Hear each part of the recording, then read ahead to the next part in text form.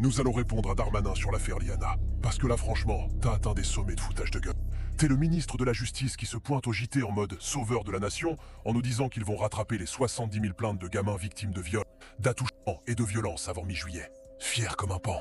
Le mec qui te dit ça, c'est le même qui a laissé pourrir 70 000 dossiers de mômes dans la merde pendant des mois, voire des années. Et il est content de lui. Il te l'annonce comme une victoire. Non mais sans déconner. Liana, 11 ans, sort du collège à Florence le 29 mai. Elle monte dans la voiture d'un mec de 41 ans, Jérôme Barella. Enlevé, séquestré, tué. Son corps retrouvé dans un silo agricole où ce type avait bossé. Une gamine de 11 piges. Et ce drame, ce n'est pas juste un fait divers horrible, c'est le révélateur de tout ce que t'as laissé pourrir.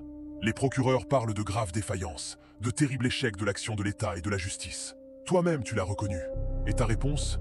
Une revue express de 70 000 plaintes d'ici le 14 juillet. Non mais sans déconner, vous vous rendez compte qu'un pays comme la France n'est même pas capable de protéger nos gosses? Nous le savions que la justice en France était moisie. Que même des juges, par leur clémence, étaient indirectement complices. Bref, c'est de la com de merde, Darmanin. Les syndicats de magistrats disent que c'est impossible de faire un vrai travail sur 70 000 dossiers en un mois.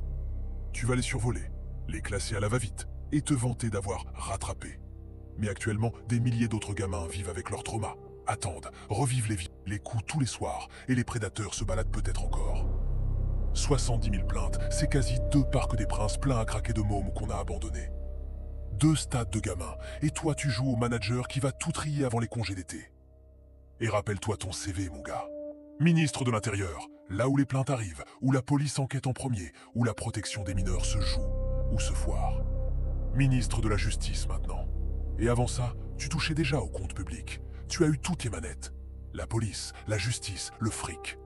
Et tu viens nous dire que non, rien ne ment, c'est les magistrats. C'est les experts qui manquent, c'est le ministère de l'Intérieur. Mais c'est toi qui as dirigé l'Intérieur.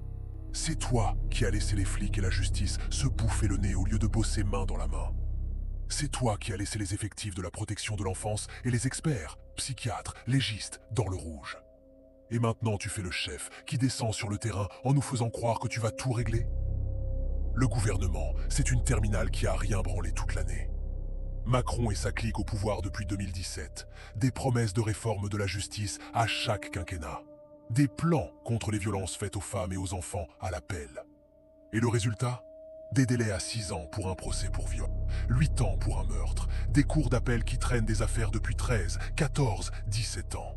Des prisons qui débordent, mais qui relâchent quand même des viols d'enfants parce qu'il n'y a plus de place ou parce que les peines sont confondues.